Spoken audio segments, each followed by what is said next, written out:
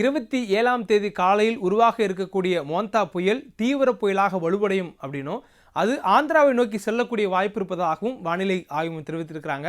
நேற்று வரையிலும் இந்த புயல் உருவானதுக்கு பின் எங்கு செல்லும் அப்படிங்கிற ஒரு கணிப்புகள் இல்லாத சூழல்ல தற்பொழுது முழுவதுமான ஒரு தரவுகளை வானிலை ஆய்வு வெளியிட்டிருக்கிறாங்க. விரிவாக பார்க்கலாம்.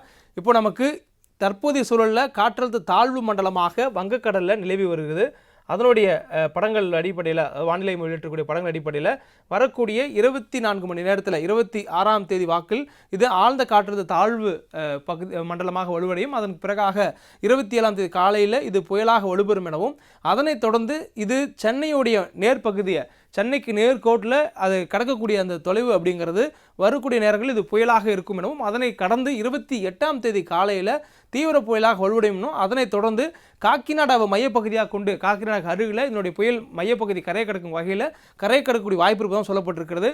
மசிலிப்பட்டினத்திற்கும் அதே நேரத்தில் காக்கிநாடாவுடைய மையப்பகுதியாக வைத்துக்கொண்டு மசிலிப்பட்டினத்துக்கும் அதே போன்று வெளிநகரம் பகுதியில் இருக்கக்கூடிய கலிங்கப்பட்டினத்துக்கும் இடையில் புயலினுடைய மொத்த பரப்பும் கரை கடப்பதற்கான வாய்ப்பு இருப்பதாகவும் சொல்லப்பட்டிருக்கிறது. புயலினுடைய மையப்பகுதி காக்கிநாடா அருகே இருப்பதற்கான வாய்ப்பு இருப்பதும் சொல்லப்பட்டிருக்கிறது.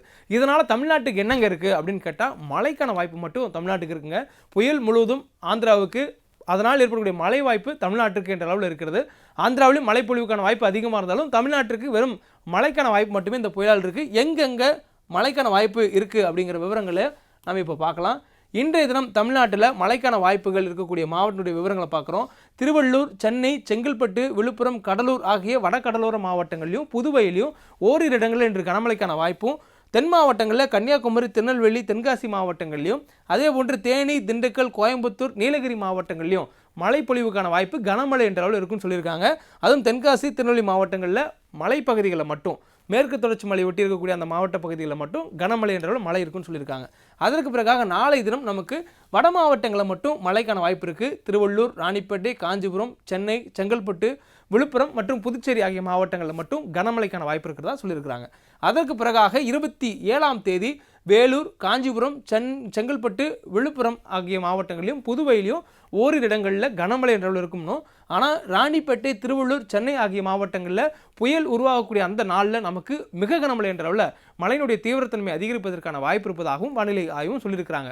தொடர்ந்து இது நகரக்கூடிய திசை என்பது 3 கோணங்களில் மாறுகிறது. அதனால் நமக்கு இந்த மாறுபட்ட அளவில் மழை பொழிவுக்கான வாய்ப்பு இருப்பதாக சொல்லியிருக்காங்க.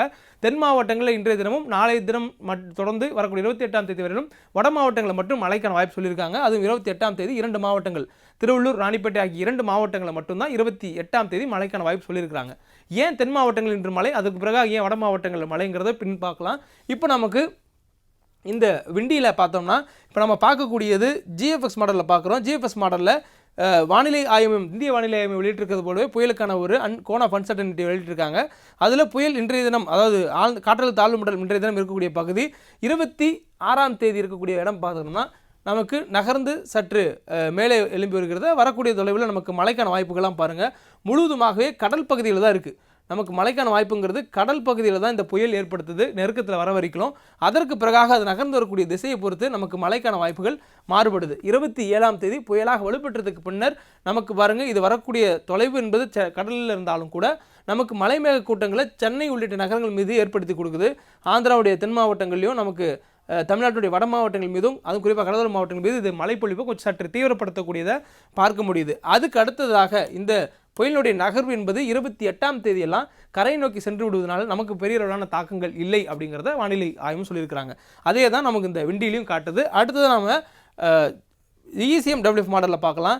ECMWF மாடலில் 25ஆம் தேதி பார்த்தோம்னா எக்ஸாக்டாக நமக்கு ஜிஎஃப்எஸ்ல என்ன காட்டுதோ அதே அளவு தான் காட்டுது. எந்த ஒரு மாறுபாடும் இல்லை. ஏன்னா இப்போ தரவுகள் சற்று அதிகமாக இந்த காற்றழுத்த தாழ்வு மண்டலம் உருவானதுக்கு பிறகு கிடைக்கக்கூடியதுனால நமக்கு மாடலில் எந்த ஒரு சேஞ்சஸ் இல்லாமல் கிடைக்கிறதா சொல்லப்படுது.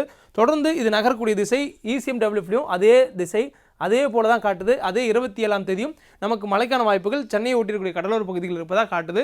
தொடர்ந்து வட மாவட்டங்கள் மீது மழை பொழியக்கூடிய வாய்ப்பு இருக்கிறதுனால 27ஆம் தேதி 3 மாவட்டங்களில் மிக கனமழைக்கான எச்சரிக்கை கொடுக்கப்பட்டிருக்கு.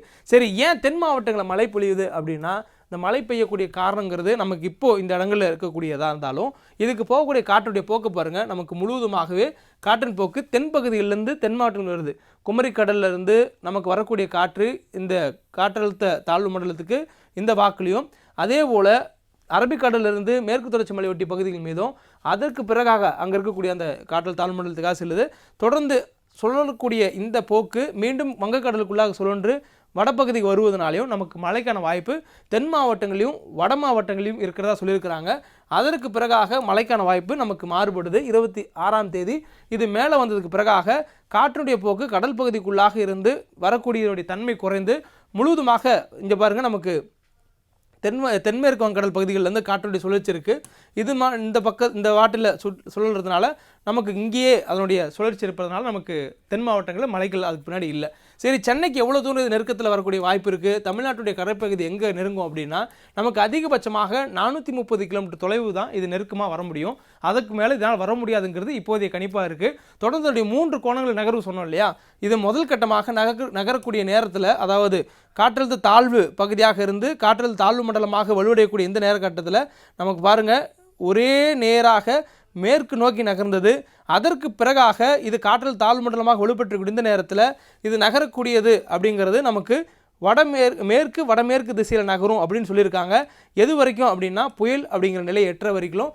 அதற்கு பிறகாக இது நகரக்கூடிய திசை என்னவாக இருக்கும் அப்படின்னா இது வடமேற்கு வடக்கு அப்படின்ற திசையில், அதாவது இது வடமேற்கு திசையில் இந்த கோணத்தில் நகரும் அப்படின்னு சொல்லியிருக்காங்க. தீவிர புயலாக வலுவடைந்த பின்னரும் தொடர்ந்து இது நகரக்கூடிய திசை என்பது நமக்கு ஆந்திராவை நோக்கி இருக்கும். அப்படிங்கிறதுனால நமக்கு பெரிய அளவில் தாக்கம் இருக்காது.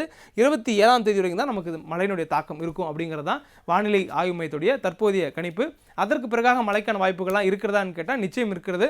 வடகிழக்கு பருவமழை முடியும் வரையிலும் நமக்கு அவ்வப்போது மழைப்பொழிவு இருந்துக்கிட்டே தான் இருக்கும். இதுபோல் காரணிகள் உருவாகும் போது சற்று வலுப்படும் அப்படிங்கிறது தான் வானிலை ஆய்வு மையத்துடைய தற்போதைய தரவுகளாக இருக்கின்றன.